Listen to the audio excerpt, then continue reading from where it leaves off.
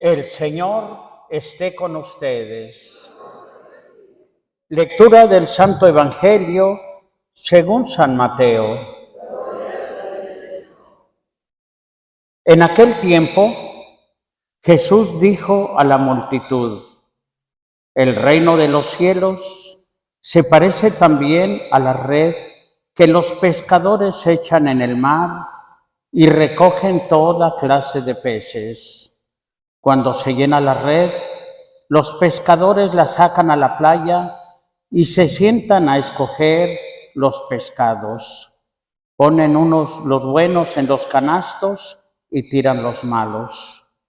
Lo mismo sucederá al final de los tiempos. Vendrán los ángeles, separarán a los malos de los buenos y arrojarán al horno encendido. Allí será el llanto y la desesperación. ¿Han entendido todo esto? Ellos le contestaron: sí.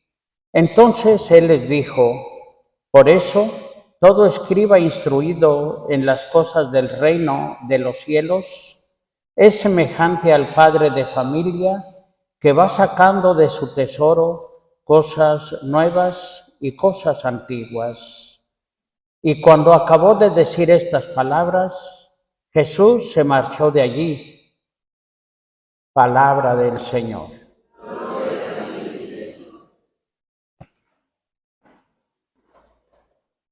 Queridos hermanos en nuestro Señor Jesucristo, en la primera lectura que acabamos de escuchar, tomada del libro del Éxodo, podemos encontrar lo que se podría llamar el principio o los orígenes de la arquitectura religiosa precristiana, es decir, del Antiguo Testamento, todavía antes de Cristo. Y vemos cómo Moisés se abre a la voluntad de Dios para que Dios le vaya dando instrucciones de cómo ir construyendo un templo.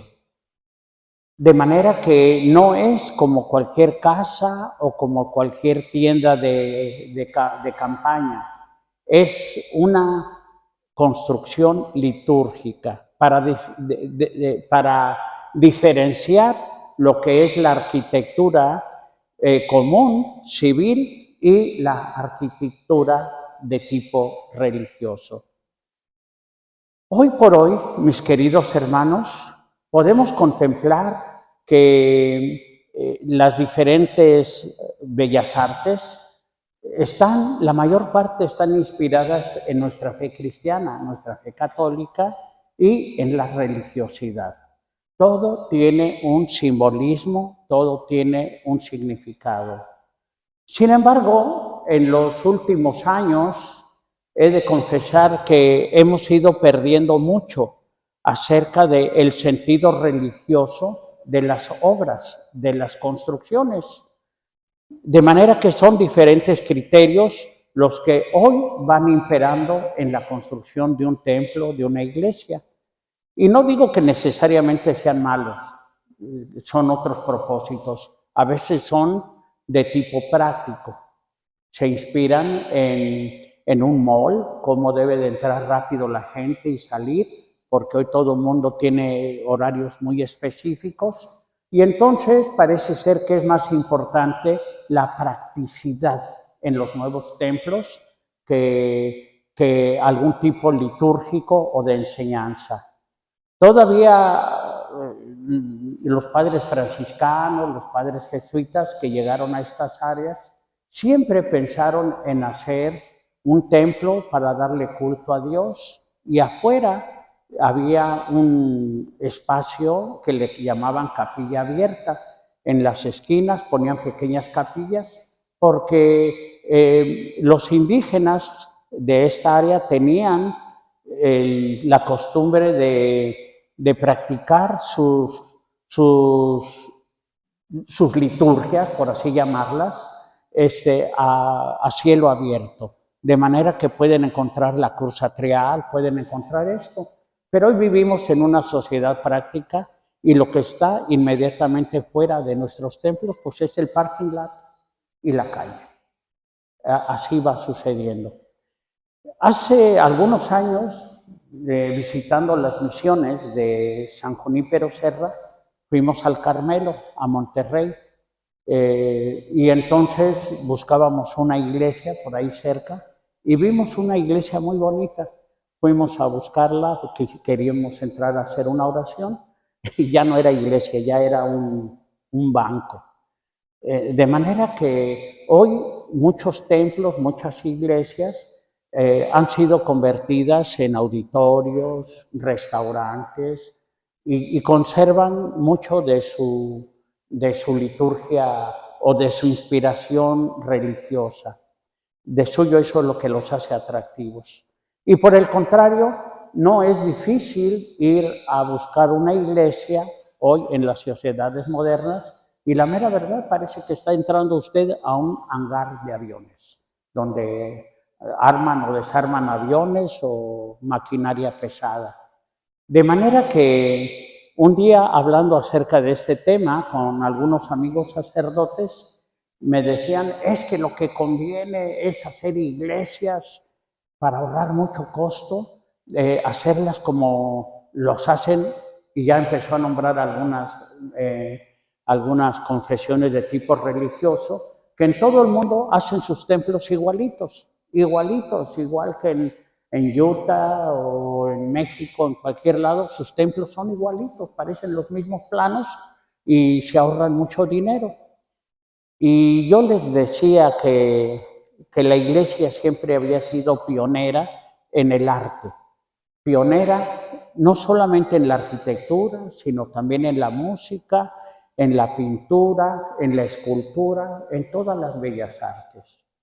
Pues bien, todo esto a propósito de la primera lectura, en donde es Dios el que le está diciendo a Moisés cómo debe de hacer el templo para meter el arca de la alianza. Yo admiro mucho esta iglesia, está preciosa, miren nada más qué hermosos vitrales, la venida del Espíritu Santo, la cúpula, el sagrario, las velas del altar, Cristo al centro, los distintos lugares desde donde se proclama la palabra de Dios y también donde se leen los anuncios, etcétera, la pila bautismal y así cada uno de los rincones de nuestra iglesia es una iglesia preciosa, bonita. Qué bueno que estemos en esta iglesia tan bella. Bueno, el día de hoy, el evangelio que acabamos de escuchar es continuación de los evangelios que hemos estado leyendo, desde por qué Cristo enseña con parábolas, y hoy se nos enfatiza en estas parábolas, en donde se nos habla acerca de la realidad profunda de la vida. Recuerden, no son cuentitos para entretenernos, las parábolas son enseñanzas profundas acerca de la vida. Y entonces se nos habla del reino de Dios, del reino de los cielos. Ayer meditábamos en que es una forma de decir, de evitar el nombre de Dios. Para no utilizar la palabra Dios, se utiliza la palabra los cielos. El reino de Dios, bueno, es el reino de los cielos o el reino de Cristo. Y nosotros somos operarios, trabajadores del reino de Dios, del reino de Cristo o del reino de los cielos. También les decía que nuestra forma de vivir moderna nos orilla a pensar que cuando hablamos del reino de los cielos se refiere solamente a cuando terminemos nuestro peregrinar aquí en la tierra y que iremos al cielo y que algunos se quedan todavía en la tierra. Pero no, les decía, el reino de Dios comienza aquí, el reino de los cielos comienza aquí. Y entonces nos dice hoy el Evangelio que se parece a un pescador que arrojó las redes al mar y entonces sacó todo tipo de peces. Es una manera de decirnos, no estamos hablando de Wonderland, de Alicia en el País de las Maravillas, sino que estamos hablando del reino de Dios. Y que en el reino de Dios, a veces nosotros somos poquitos, pero tenemos que ser como la levadura. Somos poquitos, pero tenemos que ser como la sal que le da sabor a toda la vida. Y entonces, uno de estos días pasados, yo les agradecí a ustedes que aunque seamos poquitos, estamos llamados a transformar nuestra sociedad. Y que gracias a sus luchas, a sus trabajos, a sus esfuerzos, no vivimos en una granja. Todavía vivimos en familia, todavía vivimos aportando y apoyando la vida, y no solamente cuestiones de tipo practicistas. Así pues, mis queridos hermanos, que sigamos siendo trabajadores del reino de los cielos aquí en la tierra, que aquí comienza.